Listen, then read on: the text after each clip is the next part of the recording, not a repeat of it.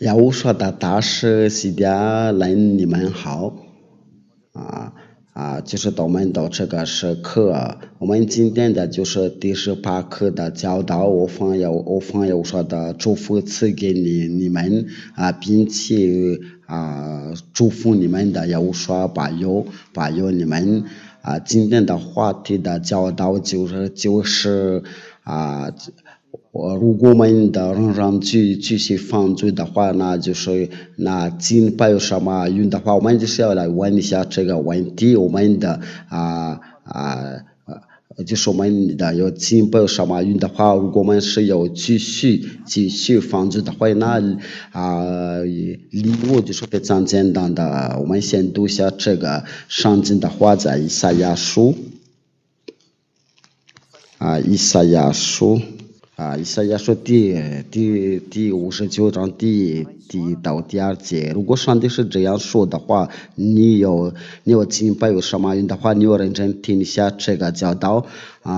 如果你们懂得法语的话，就是你可以关注那个法语英语就是可以关注那个英语，普通话就是可以关注那个普通话。亚法的膀臂并非缩短不能拯救。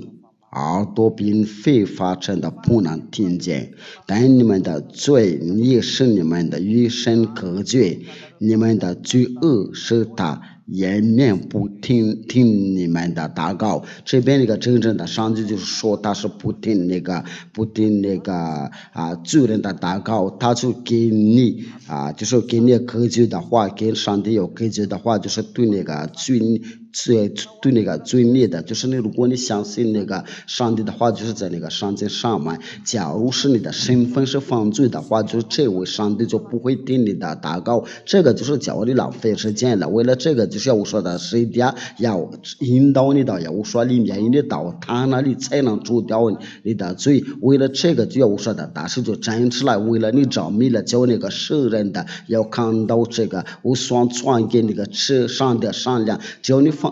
如果你是继续犯罪的话，那上帝就不听你的道。这个上帝记得非常清楚的话，他就是说，如果你犯罪的话，他就不听你的祷告。这个就是先知的道。以色列的先知是这样说的。我们来读一下在那个申命记18章15节，就是在你们的以色列中的先知，你们必须听从他的道。申命记18章到15节到19节。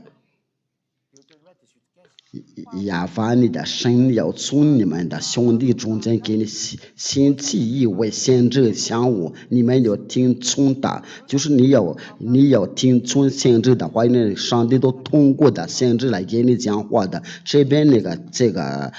教导是非常清楚的。18节他就是说，我必在他们兄弟中间给他们兴起一位先知像我，我要讲我的话传给他，他又将我的一切所吩咐的都传给他。谁不听他放我的命所说的话，我必倒谁的罪。那就是那个先知就说，先知的就是说先知的话就是说，上帝不听的放罪人的祷告，所以你有去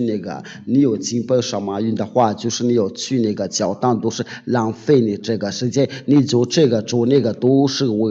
浪费你的时间了。如果我们再继续读那个圣经的话，在那个箴言在那个第50章。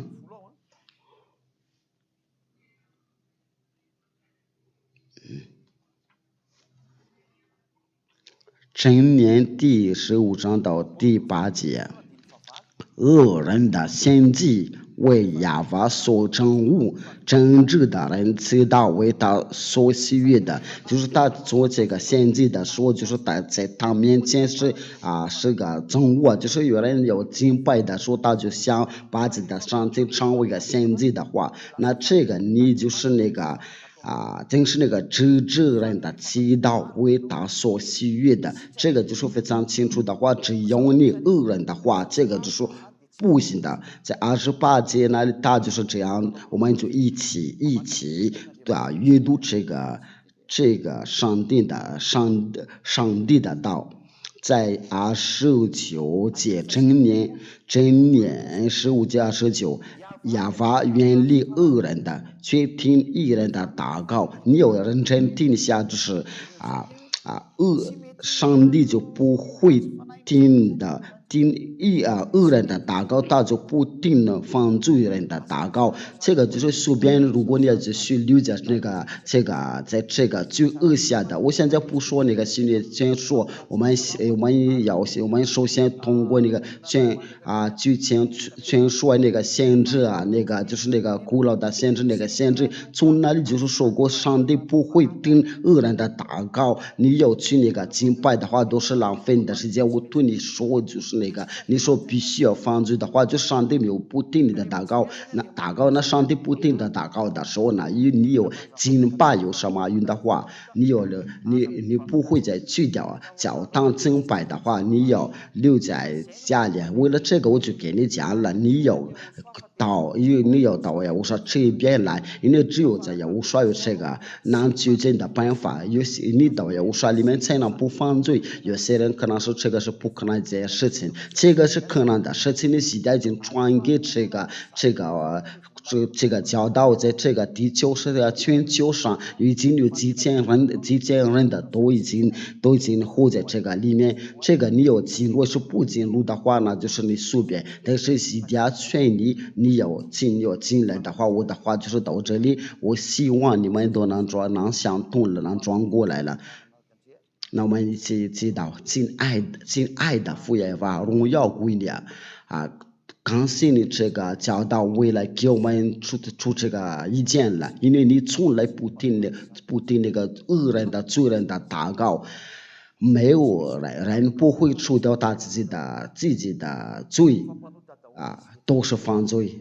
幸好呀，我说来就是你拆他来的，他已经过去了。这个民族也被灭绝了，整罪的计划也被灭了，就是要叫人的从这罪里要解脱出来，这个也没叫了。非常感谢你亲爱的父耶和华和耶和华，因为这个是可以诱导了，为了教人的要转过来你身边的。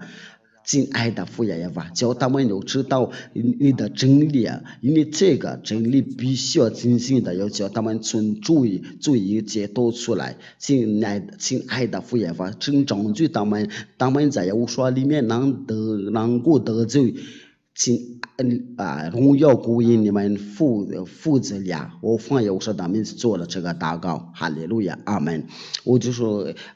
和华祝福你们的，就是在听中这个教导，就是让你们的要相通。我们就再见，下一课再见。